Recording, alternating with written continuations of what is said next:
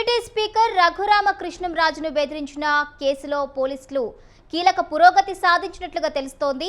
అయితే నిందితులు ఏ ప్రాంతానికి చెందిన వారిగా గుర్తించారు అనే దానికి సంబంధించిన పూర్తి అప్డేట్స్ మా ప్రతినిధి శ్రీనివాస్ను అడిగి తెలుసుకుందాం. శ్రీనివాస్,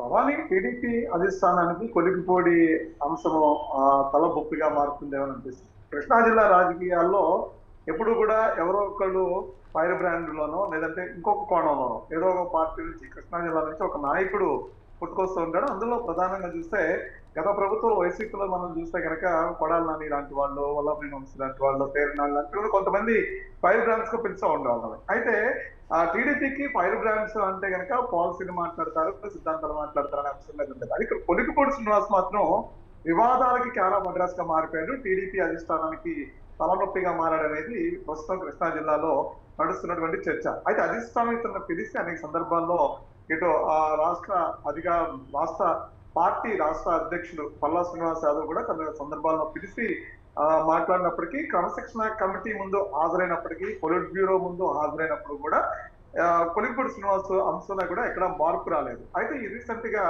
కొలిగిపూడి ఇటు తూర్పుగోదావరి జిల్లాకు సంబంధించినటువంటి ఆకివీడికి సంబంధించినటువంటి ఒక వివాదం తెర మీదకి వచ్చింది. అది చర్చికి సంబంధించిన వివాదం ఒకటి తెర మీదకి రావటం, దానికి సంబంధించి రఘురామకృష్ణరాజు హైకోర్టు దాకా వెళ్ళడం, దాని మీద ఆర్డర్స్ తీసుకురావడం, అక్కడ రామాలయ నిర్మాణం చేయడం, ఇవన్నీ కూడా జరుగుతున్న నేపథ్యంలో క్రైస్తవుల మనోభావాలు దెబ్బతిన్నాయంటూ కూడా కొలిగిపూడి శ్రీనివాస్ కి అత్యంత దగ్గరగా ఉండేటువంటి కొంతమంది కొన్ని కత్తి చేతితో పట్టుకుని కొన్ని పోస్టులు పెట్టడం జరిగింది. ఆ పోస్టుల నేపథ్యంలోనే అక్విల్ నుంచి ఎవరు రఘురామకృష్ణరాజు చేసిన ఫిర్యాదులో భాగంగా ఒక ఇద్దరు వ్యక్తులను అరెస్ట్ చేయడం జరిగింది. అయితే అరెస్ట్ చేసిన ఇద్దరు వ్యక్తులను కూడా విడుదల చేయాలంటూ పోలీసుల మీద కొలిగిపూడి శ్రీనివాస్ ఒత్తిడి తీసుకురావడం మరొకసారి ఈ అంశం అంతా కూడా వెలుగులోకి వచ్చింది. అయితే కొలిగిపూడి శ్రీనివాస్ కి అత్యంత దగ్గరగా ఉండేవాళ్ళు కొలిగిపూడి శ్రీనివాస్ అంటే ఆదేశాలతోనే ఈ పోస్టులు పెట్టారా లేదంటే వాళ్ళ ఉద్దేశపూర్వకంగా ఈ పోస్టులు పెట్టారనే దాని మీద పోలీసు దర్యాప్తు జరుగుతుంది. ఏదైనప్పుడు కూడా ఆంధ్రప్రదేశ్ లో కృష్ణా జిల్లాలో ప్రధానంగా తిరువూరు లాంటి ఒక నియోజకవర్గంలో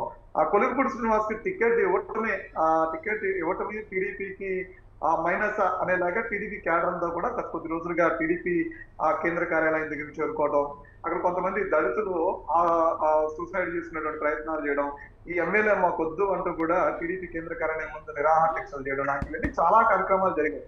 అయినా కొలిగిపూడి శ్రీనివాస్ ఎక్కడా కూడా వివాదాలకు వెళుతున్నారు తప్ప వెనక తగ్గట్లేదు.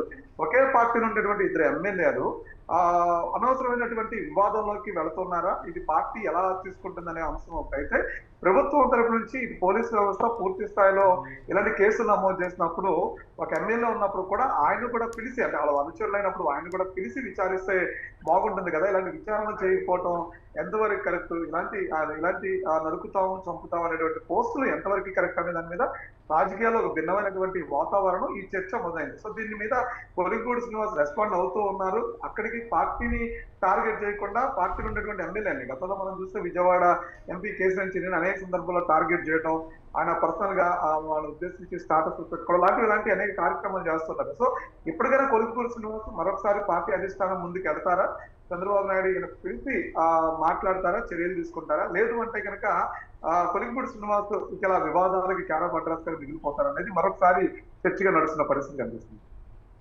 Right, okay, thank you Srinivas, thank you for the updates.